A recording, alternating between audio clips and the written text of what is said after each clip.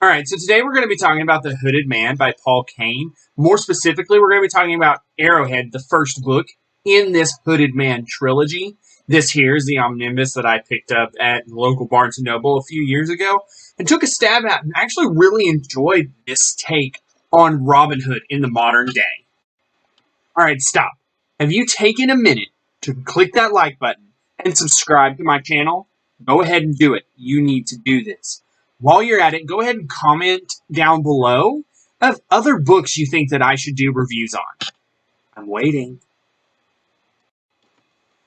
All right, so if you guys don't remember, in the mid to late 2000s, everybody was obsessed with this post-apocalyptic thing that just happened to bleed into everything from books to movies to TV shows. There was all sorts of stuff about this. And some of it was not so good. And it kind of ruined a few of the better stories that were told out there. One of those I can actually think of off the top of my head is a TV show called Revolution. Great show, only 2 seasons long and very much worth the watch. But today we're not talking about that. Today we're talking about The Hooded Man by Paul Kane. It starts out with an epidemic, kind of like we're already in at this moment if you're watching this in 2020. Except instead of people getting sick and mostly surviving, it killed almost everybody, not quite everybody, but almost everybody who didn't have O negative blood. So that's quite a big chunk of our population. That's actually leaves only 15% of our population alive max. They say on average about 7%, but you have to think that some people of other blood types probably survive. Maybe, hopefully, gives a little bit more variety to life.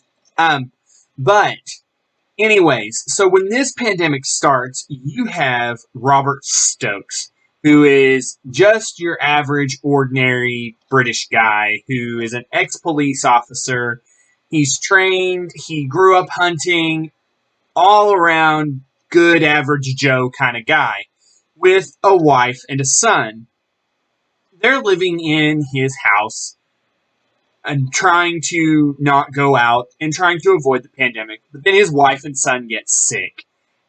And that's where the problem starts. He watches his wife and son die, and that just is crazy horrible. And all of this happens very quickly, and so it's not even really a spoiler to talk about that. You know from the first 15 pages that his wife and son are dead. So here's Robert Stokes with his bow out in the middle of Sherwood Forest, just like he's Robin Hood, except instead of stealing from the rich to give to the poor, he's just trying to survive on his own. He has no desire to be around other people right now. He's pretty grief-stricken. His wife and son just died. He doesn't want to get attached to people. But he comes across this market of people trading things, whether it be deer or pig or whatever that's been skinned and cleaned up and prepared in ways that'll make it to where it's storage friendly. And all he has are these 3 little rabbits that he just netted that day, so he hasn't even pulled the fur off of them yet. And from there, it goes on to show how society could potentially work in that way when good people are there. It's kind of an interesting thing to see how good people are still going to come together to form a society. But then, on the flip side, soon after, we meet Defalce. He is a Frenchman who has taken control of a military base and happens to have some characters with him who are, how should I put this, unsavory? And he wants nothing more than to capture the castle of Sherwood Forest. And the story pursues from there. There's kidnapping, there's torture, there's violence, there's some pretty epic fight scenes. And it's kind of interesting how they use logic to overcome the obvious technological disadvantage that they're at in this story. Now, one of the cool things that Paul Kane did was he went and researched every aspect of the Nottingham Castle and Sherwood Forest and all of that he could, not just on the internet, but he went to these places in person. He got to see the castle and the caves underneath and the forest around and things like that. So he was able not only to use actual blueprints of the areas he was working with to make his story more realistic, but you can tell in the details that all of this stuff is based on, at least mostly based on, a real place. And that's something that a lot of authors that work in our everyday world don't take their time to do. So that gives this book a leg up, in my opinion. So I'm coming to this book a little late. It was actually published back in 2008, or at least the first book in this series was. And at the time, like I said, there were so many post-apocalyptic books that this was just overshadowed by all of the same type of stories that were out there that were just pushed and pushed and pushed. But now that I'm older and I'm more matured as a reader, I actually find this book really good. I have to rate it a solid 4 out of 5. It is worth your time to read.